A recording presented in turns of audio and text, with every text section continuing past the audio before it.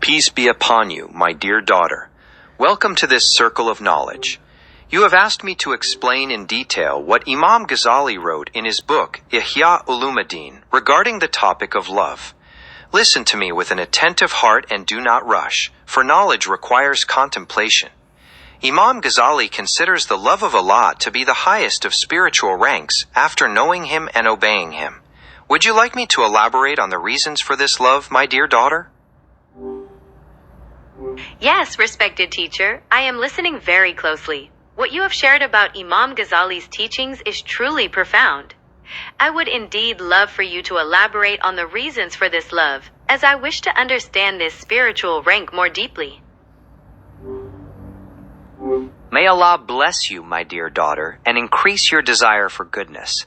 According to Imam Ghazali, the heart cannot love anything except that in which it sees perfection and beauty, and there is no greater perfection or beauty than the perfection and majesty of Allah.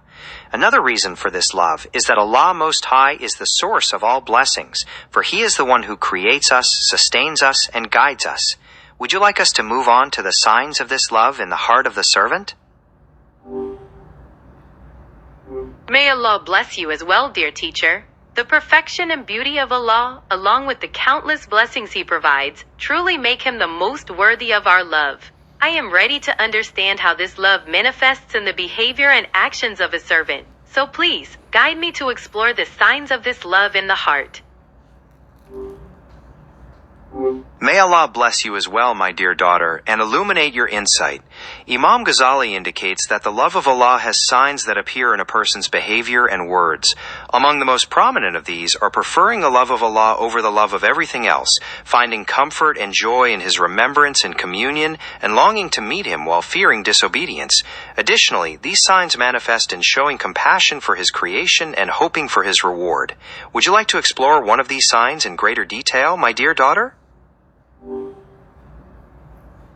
Yes, respected teacher. I find the sign of finding comfort and joy in His remembrance and communion especially beautiful. I would be most grateful if you could elaborate on how one reaches this degree of intimacy and what fruits it brings to the heart.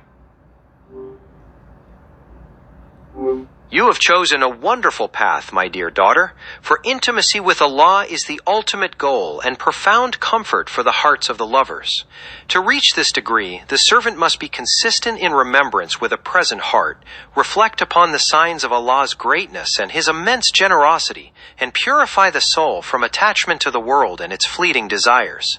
When this is achieved, the servant reaps great fruits, among them peace of mind, the removal of loneliness, the delight of worship, and preparation for the eternal happiness of meeting Allah. Would you like to know more about how to maintain remembrance in a way that fosters this intimacy? Yes, respected teacher. I would very much like to know practical ways to maintain remembrance in a way that truly fosters this intimacy with Allah. Please guide me on how to make remembrance pulse from the heart rather than just the tongue.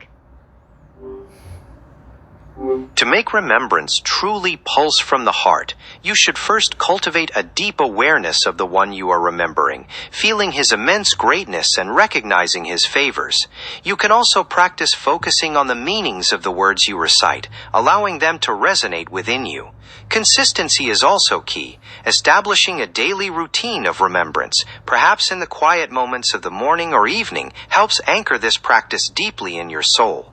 Would you like me to suggest a specific phrase to focus on for our practical exercise? Yes, respected teacher. I would be most grateful for a specific phrase to focus on for our practical exercise so I may properly anchor this practice in my soul. Let us take the blessed phrase, Subhanallah wa bihamdihi, as our practical exercise.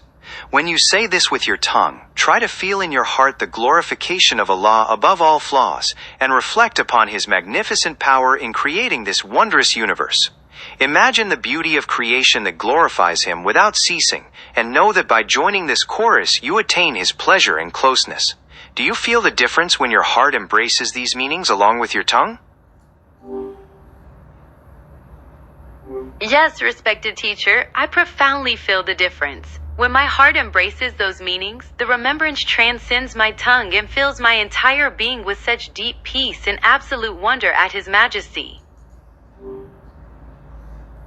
All praises to Allah, who has opened your heart to this wonderful meaning. This is the remembrance that yields peace and tranquility, and places the servant in the company of Allah at all times. This sincere love also leads to contentment with Allah's decree and submission to His will in both ease and hardship. As we have come to the end of our time today, I place you in the care of Allah, whose trust is never lost. Assalamu alaikum. Wa alaykum assalam wa rahmatullahi wa barakatuh, dear teacher. Thank you so much for your invaluable guidance in this beautiful lesson. I will carry these words and their meaning with me always. May Allah reward you abundantly.